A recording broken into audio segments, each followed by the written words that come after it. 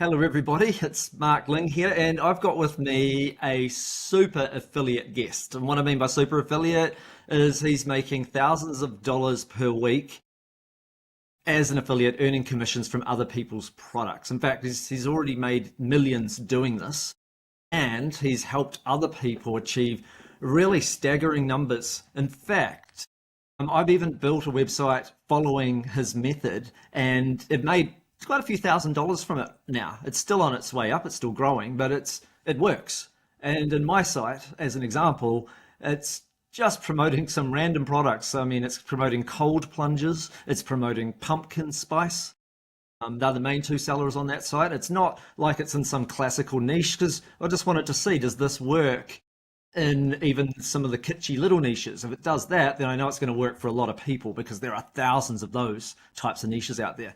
And so that made me think, wow, this is such an amazing method. I've got to get these guys on. So without further ado, I want to introduce you guys to Jason. Welcome along, Jason. Hello. How's it going? Good, good. How are you? Doing good. So, Jason, what did you used to do before, and what even made you decide, hey, I'm going to do affiliate marketing and I'm going to start earning commissions from other people's stuff? I worked a lot of odd jobs. I worked as a janitor out of high school, call center tech. Right before I was doing this, I was working in a group home. Got hurt doing that. And then I kind of studied blogging. I'd spent some money on ads with AdSense back when AdSense was first starting, or AdWords back when it was 5-cent clicks, 1-cent clicks. I couldn't get that to work. And I kind of like spent a lot of money and learned a hard lesson with that. But other people had been making it work, so I kind of knew stuff was working online. But after I got hurt, I realized I was like, my back was kind of against the wall. We just had 2 kids at the time, and I had heard about affiliate marketing, but I kind of started connecting paid traffic with affiliate marketing and blogs, and that's pretty much where I figured it out, like how you build these little sites that can make affiliate commissions. Cool. And then you drive all your traffic organically, or do you do a little bit of paid as well? Most of it's free traffic, like organic traffic, but we also do some paid traffic as well. That's for more of like the brands that we build up, because we just want to, rank for our own brand terms and also just go after more traffic eventually. Okay, so that basically, so people know what that means, is let's say you made your own website and let's say it was in the dog training niche and you called it johnsdogtraining.com. Then you might, if somebody actually got to know your brand and actually searched for John's Dog Training, then that's your brand. So you're buying keywords related to your own brand. So it might be a low number of searches, but those people really know what they're looking for, and hence, they're more likely to be a buyer as well, I guess. Is that right? Like if it's your brand, so you're trying to protect your brand, but also by doing that, it, I guess, makes you a little more valuable, I guess, if you're ever going to sell your website. Yeah, it's also just more control eventually when you reach that level. You just want to kind of control your brand experience. So that's why you'd end up buying your own brand keywords I eventually. see. Oh, that makes sense. That makes sense. Because, yeah, a lot of people don't even think they have a brand when they just put up a 5-page website or something like that. But right from the start, I guess you don't do that right from the start, do you? You do that once it's making a bunch of money, and then you start thinking about things like that. Okay, so when things did kick off and start doing really well, how did you scale it? How did you take it from maybe the odd $100 paycheck here and there to making tens of thousands and sometimes hundreds of thousands per week? How did you move it from, Yeah, you know, it's little bits and it's bobs kind of to a bang? simple it's kind of a simple equation. You take traffic from Google, Bing, Yahoo, DuckDuckGo, one of the search engines. Usually we focus on Google, but Bing's pretty valuable too. People visit there, they land on your website, they click through to the merchant, which is the affiliate offer, and then they buy. So at the time, I knew that that was the simple steps. I was selling $20 commission offers, so stuff that you might see on an infomercial. I would sell that, get 1,000 people to the site a month, make a couple $100, uh, maybe make $1,000 in a month with the initial websites. And then I realized, like, if I could get more traffic, I would make more money. If I could sell a bigger ticket thing, I'd make more money. So I started kind of tweaking with that, and I'd find bigger ticket things that I'd sell, or niches where I could get more traffic. So I just kind of started playing with the equation because I knew it would work if I could just tweak the numbers. And I eventually found things like gold that I could sell where you could make a lot of money with one single sale, or leads. You can sell those too as an affiliate, and you can sell those. Those are a lot easier because you're not trying to sell somebody a product. You're just trying to capture information and hand it over to the brand. So that's how it started scaling up, because then it was easier to make thousands of dollars a month or tens of thousands of dollars in a single day when you start understanding that it's the same equation. You're just tweaking different parts. You're just more traffic, bigger sale. Hmm. There's So multiple ways to do it. you don't only make money as an affiliate then. I mean, no, it's similar to affiliate marketing, but you also get paid per lead on some offers where, someone goes and I guess they click your link and then they go enter a name and email address on their website, and you get like $30 or whatever that, some $10, $30, whatever that amount is, you get paid per lead, and they already know their numbers. So they probably know, behind the scenes, they're probably kicking you out if they're not making any money, but they know their numbers and you're obviously fitting their numbers because you're doing things the right way. So that's easier for you to do your own calculations with, I guess. Yep. Yeah, it's interesting when you think that people are buying stuff online. That's one way you can make money, is you can sell other people's stuff as an affiliate. Or if you go just right before that, there's something that's called a lead in a lot of industries, which is a name, email, phone number, sometimes zip code. There's different things the companies want. And like you said, they know their numbers. So if they're buying leads, it's called cost per action, or CPA, is what that whole niche is of that type of affiliate marketing. It happens right before the sale, and the company knows how to close it. So they'll pay $10, some pay up to $100, sometimes much more in bigger industries. I haven't done solar, but I've heard that they're much bigger because they have such a large margin. Yeah, and I know somebody that's making well, I don't know if he's still in it right now, but when I last spoke to him, he was making about 600,000 a month in that niche. I know that's quite a big niche potentially. So I know Yeah. it can be. He was doing that with paid traffic though, but the same thing, like the same keywords that he was bidding on, people could be trying to rank for. But anyway, when I first started marketing online, the very first product that I earned commissions with, and I made my first, I think $450,000 online was made with this one product. It was a CPA offer. So I got paid whether or not someone bought something. So that was way back then. And that was quite rare that such programs existed then. But I found one, and I thought that's great. If somebody just literally just enters their name and email address and I get $10 for this, like I just couldn't really fathom how this works. So it was amazing, and I kept getting huge payments for considerable period, and they probably still run that affiliate program right now, but I found other niches, and there's a long story behind it. Ended up diversifying, and I enjoyed cost per sale as well, worked well for me too. It's just a different method, but certainly getting started in affiliate marketing, sometimes not even having to make the sale, is just enough sort of you almost find it hard to believe people buy stuff on the internet. So you find, I know people enter their name and email address, surely. So Yep. they might have had to have entered their phone number as well or something, but it was just an easier step for me to conceptualize when I was new. And then later I was thinking, they're not going to keep paying me these commissions if no one's buying anything. People must be buying stuff. So I'll Yep. try and just earn commissions from sales. And I went from there and started doing really well with that. But it's good to have both options at your disposal. I felt it was less intimidating when I saw that companies would pay for leads. I found out later that they know their cost per acquisition. They know that if they buy a click on Google, established companies know how many dollars they're spending to get the customer. So they're willing to pay an affiliate, a little less than that, because it's actually a better deal a lot of times. Mm. So One of my friends that I got into affiliate marketing, this is going back over a decade ago, he tried online gambling offers back when it was legal in the USA. So it might have been even 15 years ago, whenever it was still legal, online gambling, right? And he would get $40 for everyone that set up an account, whether they even spent a dollar. They didn't have to be spending money. They just had to set up the account. He got $40. But they also had a 40% option if you wanted to take 40%. And you know what he did? He decided, I'm going to split test this. And he sent half his traffic to one link, getting the CPA, and half his traffic to the other, getting the 40%. And within 1 month, he'd made more money from the CPA, right? Get it per sign up. But within 3 months, he'd already started making more Wow. money from the 40 percenters because they kept on spending more. Some people just kept gambling and spending more, and he got 40% of the profit of the whatever. I don't know how it calculates its profit, but of the profit from the spend. So, you That's know, cool. it's a safer way to think about it and conceptualize it, and to, especially if you're doing paid traffic, to turn it around and be able to reinvest back into what you've already done, like getting paid per lead. That's safer in that sense.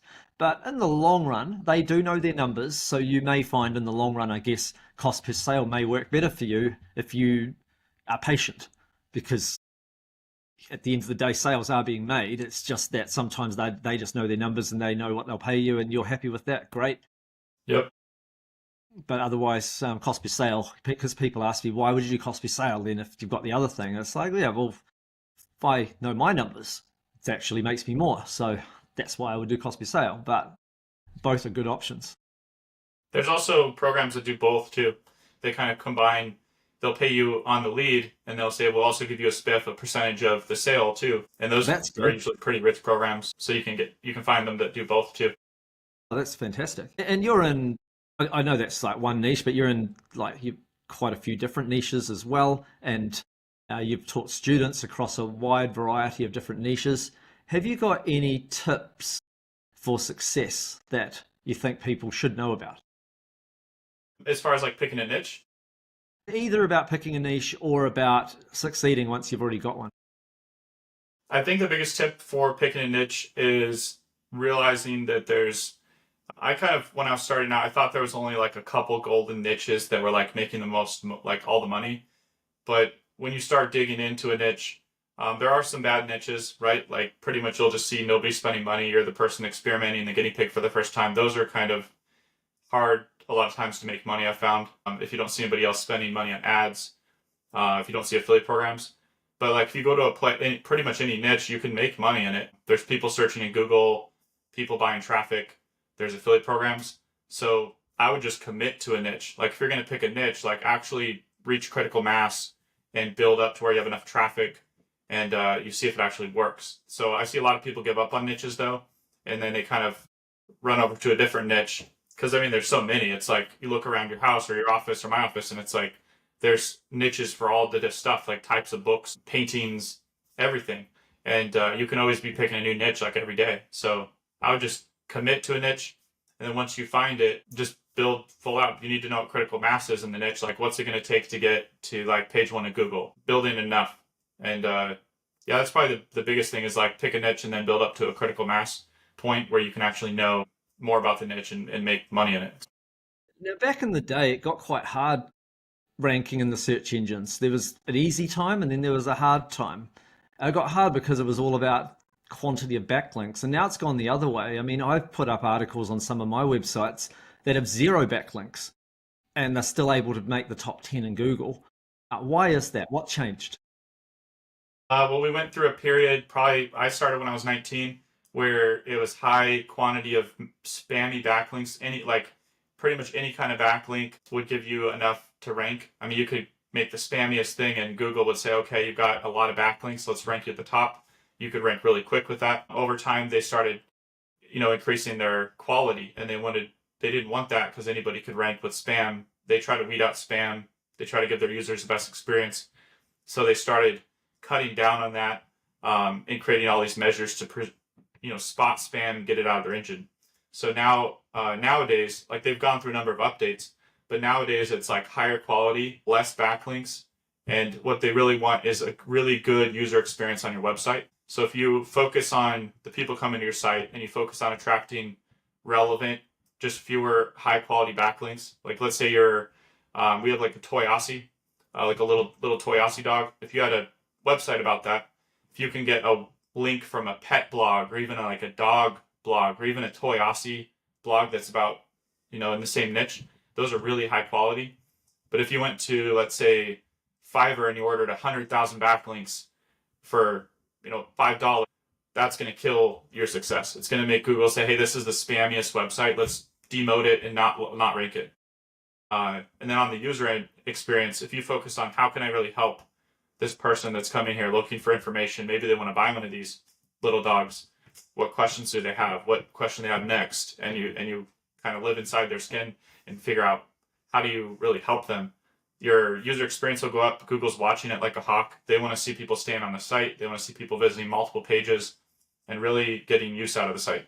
And I think they learned a bit from how they do with YouTube, because you don't have backlinks to your new YouTube channel when you go put up videos, but somehow or other you put up a bunch of videos and you start getting traffic and visitors come, because they do test a little bit. And I think the same goes. They might have some algorithm, I guess, that checks and it looks over and it thinks, oh, this is potentially good quality, and it might show it to the odd person. I don't know if it does it this way. I think it does it this way. I'm not 100%, because it definitely does it with YouTube, where it just gives you, let's say, 0.001% of the traffic that might be interested in your video. It might just show it to 5 or 10 people, and the average view time is quite good. Then it shows it to a few more, and then a few more, and next thing you know, this new video you put up on this new channel has somehow got 1,000 views out of nowhere, or at least a few hundred, or what have you. That's what happens. And I think also with the time on site, because they can tell how long people are on their website, because they own Google Chrome and they can see anyone that saw your site using Chrome, they're able to, I guess, find, hey, there's no content on this particular long tail phrase, but this brand new website over here has just put up an article on it. Maybe we'll just try letting the next 3 or 4 people see that article. Do they just exit straight away? Do they not? So I'm just saying backlinks help, but they're not everything. If your quality of content is there, you still have that opportunity. And then if people are staying on your page and all of that, and then that's where I guess AIs come in handy, because your tools and so forth are able to create quality articles, not just say a ChatGPT article that comes out and it sounds like it's just regurgitating everything that was in the top 3 results in Google. It's actually good quality researched information coming out that people are going to find interesting. Because you're actually adding value, I guess, to the person's experience, they do stay on your page longer, and as a result, it's sending the right signals. Do you agree with what I've had to say in all of that big summary, and is there more that should probably have been said that I didn't say? Yeah, I mean, they're definitely split testing. Google, the way I see it, they were the top dog for so long of a search engine. It was Google.com, and in the recent year or two, now we've heard about Bing, taking a shot at Google. They were the first to adopt AI. They're the default search engine in Microsoft and Windows. So it's like we're seeing Google have to kind of fight for user experience, keeping people in Google. So they're like doing exactly what you're saying. They're trying to make sure that their users are getting the best experience inside of Google, so they come back to Google. And so they want the website to be the best website. They want people to find what they're looking for. They don't want them to go off and have to go find some other search engine and say, oh, I don't know if Google's really it. So they really want high user experience, and that's how they're doing it. They have the ability to look inside of Chrome and see how are people actually using these websites. That's their browser. And so it's a big deal. And I think what AI's done is it's allowed us to do a lot of things. There's so many keywords that people are typing in. We used to have to spend, keywords are what people type into Google. It's the phrases. And there's a lot of the same phrases people type in, thousands of searches a month for certain keywords, hundreds of thousands for certain keywords. And we can really customize now. We used to have to gather up maybe 100,000 keywords and try to whittle down and see which ones are relevant. Now AI can just tell us, here's the relevant ones, here's all the others that aren't. With our content, we can make kind of these cool rabbit holes for whatever it is, and people like going down them. They want to, if it's the pet niche, they really want somebody that understands what's on their mind, and AI can help us do that. So AI has actually been really good for customization and user experience. Yeah, you could be in the dog training niche, and maybe your main keyword phrase might be stop Scottish terriers digging, or something like that. I'm just naming one phrase. But you could quite easily, quite quickly generate an article about how to stop Scottish terriers from barking, another one about stopping them whining, another one to do with grooming, another one to do with bolting out the front door, pulling on the lead. That person reading that first article is just going to be going through reading a bunch of other articles on your site, and then eventually clicking that link to that dog training product on that site, on that dog training site. I'm just saying that that's what we mean by rabbit hole. You don't have to just put out one article and feel like, oh, I've got to write another one. It's like, I'll press a button, the article is getting written and researched and everything for me while I just go get a cup of coffee and come back. And when I say an article takes 5 minutes to get written, that's because your tools are doing more. If the tool was like ChatGPT, you could probably just type it in, press a button, and bam, it's written. But if the tool is going off and doing research, and then it's going ahead and collating, looking at the keywords people search for as well, and then it's collating a bunch of other stuff together, and then it's writing the article, and then it's proofing that article, and then it's writing, giving you the outcome thereafter. There could be other steps in between. If it's doing all that, of course it takes 5 minutes instead of instant. But I'd rather an article took 5 minutes than an article took like that and it didn't rank, right? Or it didn't have a chance of ranking. So there's a big difference. It used to take humans quite a bit of time, even just to take the AI article. Could take them half an hour just to edit it and make it sound like a human wrote it. Now it's like that's just part of the production line within. That's why it takes 5 minutes for your article to come out, if it's using your tools, the AI brain. I think also if we go back to how would we produce an article like you just said, we would have had to hire a topic expert, so somebody who is probably wouldn't be able to find a terrier expert, but maybe we could, but it'd probably be a dog training expert. They would probably want a couple $100 for one article to do everything you just said. They'd go research, they'd apply their expertise, they'd organize things, they'd draft it, they'd write it, they'd hand it over to you, you'd publish it. That'd probably take a week, maybe 2 weeks, depending on how much stuff they're making for you. And then they'd hand it to you, and that's what it'd take to get an article. So it'd be $200-300. In some niches, it's more. In the finance niche, it can be thousands of dollars to get one article. So that's what we've moved out of now. So I just see the barrier of entry has dropped for people that didn't have that budget to create even the content. I think what it all boils down to, though, is you've got a very good system and a very good strategy. And it was already working before the AI, and it's working even better with the AI. It's just opened it up to people that have a little bit less time on their hands than you might have had. So you would have put in hours more time to do what you now can do in less time. That's all. So it's lowered the barrier to entry. But it's not like we're saying that the method as a whole has drastically changed. But there are more affiliate offers available, so that's a good thing too. But essentially, it's just more accessible, I guess. What would you say to anybody that was thinking of joining a call with you? Like you're running a call with Donothan, and there's a link either below or above this video right now that people are going to be interested in joining on that call. What would you say to people that were thinking about joining it? I'd say that after you get off the call with us, you're going to see these things around your house. You're going to go to the grocery store. You're going to see all these different products around you that are tied into these niches we'll talk about. There's affiliate programs for those. We'll show you how those work, how you can join those, and then how to have a website in those niches where you can be the one that's doing these things. You can have your website. People could be coming in, clicking through. They can have a great user experience. We really like to build these sites up for potential exits in the future too. So if, let's say you're making $1,000 a month, there's a multiple that a website buyer wants to buy that from you for. We'll talk about that too. That's really exciting.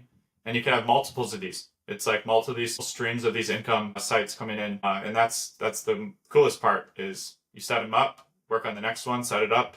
Yeah, if you are interested in that type of thing, that's what we'll be doing. That sounds great. And when we talk about multiple streams of income, it's also multiple streams of traffic. Google, well, it's big for you. It's not the only one. I get a bit of traffic from Google for sure, but I get a lot of organic traffic from YouTube. So there's Google, there's YouTube. Like this method works across a lot of different modalities. There's TikTok, there's Bing, there's DuckDuckGo, there's Yahoo, and the list goes on. So fundamentally, though, the idea is that you're producing a bunch of content that's valuable to people around a certain niche, and a certain percentage, it just has to be a small percentage if it's a multi-billion-dollar niche. If they're spending money by reading and clicking something of yours, you're making money. And that's the thing. A lot of people underestimate how big the world actually is. It's pretty huge. So anyway, for anyone that's interested in this, I highly recommend you go jump on the call. And by the way, if you do end up deciding, hey, I want to work more closely with Jason on this stuff, Jason even builds your website for you, or at least his team does. So imagine that. Like some people, they've got his training program He's got a training program that comes with a done for you website and the AI tools, which are like having a staff member working for you. They actually do the stuff, write the articles and all of that for you. So it's quite phenomenal what you put together there. So, for anyone that's interested in learning more about this stuff, make sure you jump on the call with Jason, and he's going to share with you a lot more detail so you can actually see on your screen what's going on and decide for yourself, is this something that you would like to do? Would you like to try affiliate marketing using organic traffic? If that's for you, definitely go check that out. I just want to say a big thank you, Jason, for being on today's call. I really appreciate your time. Yeah, this was great. Thanks for having me, Mark. And for everyone listening, take action with what you learn, and we'll see you next time. Bye for now, everyone.